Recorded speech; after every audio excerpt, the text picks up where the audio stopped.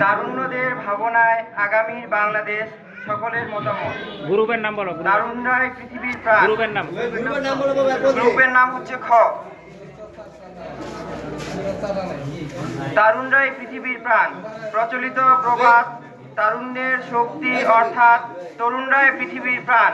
সমৃদ্ধ বাংলাদেশের প্রত্যাশায় ৩৬শে জুলাই ৫ই অগস্ট দ্বিতীয়বারের মতো বাংলাদেশ স্বৈরাচার মুক্ত বা স্বাধীন হয়।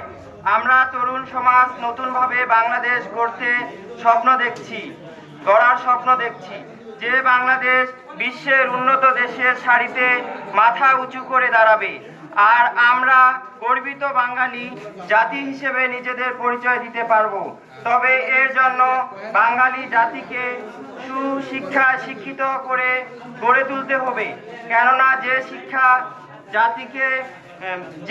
যে জাতি যত বেশি শিক্ষিত, সে জাতি তত বেশি উন্নত।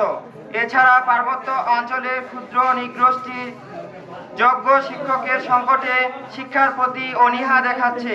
তাদের কথা মাথায় রেখে সেখানে শিক্ষকরা সংকটে দূরীকরণের পাশাপাশি আরও নতুন শিক্ষা প্রতিষ্ঠান গড়ে তুলতে হবে। আরেকটা গুরুত্বপূর্ণ পয়েন্ট হচ্ছে, দুর্নীতি ঘুষ মুক্ত বাংলাদেশ গড়তে হলে ধর্মীয় শিক্ষাকে অগ্রাধিকার দিতে হবে।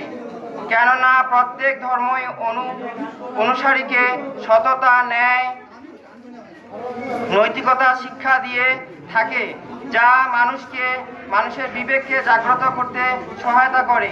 এভাবেই আমাদের ভূমি, আমাদের দেশ গর্ব আমরা সমৃদ্ধ বাংলাদেশ। স্বপ্নের পথে নতুন যাত্রা। বাংলাদেশ ছাত্র জনতার অভ্যুত্থান এবং বৈষম্য বিরোধী ছাত্র আন্দোলনের নেতৃত্বে যে সরকার প্রতিষ্ঠিত হয়েছে, তাতে বাংলাদেশের মানুষ আশাবাদী। অনেকেই বলছে বাংলাদেশ দ্বিতীয়বারের মতো স্বাধীনতা পেয়েছে, আর আমিও এটার সাথে একমত। 1971-এ স্বাধীনতার পর 2024-এ আমরা এটাকে গণবিপ্লব বলতেও পারি। ধন্যবাদ, সকলকে ধন্যবাদ।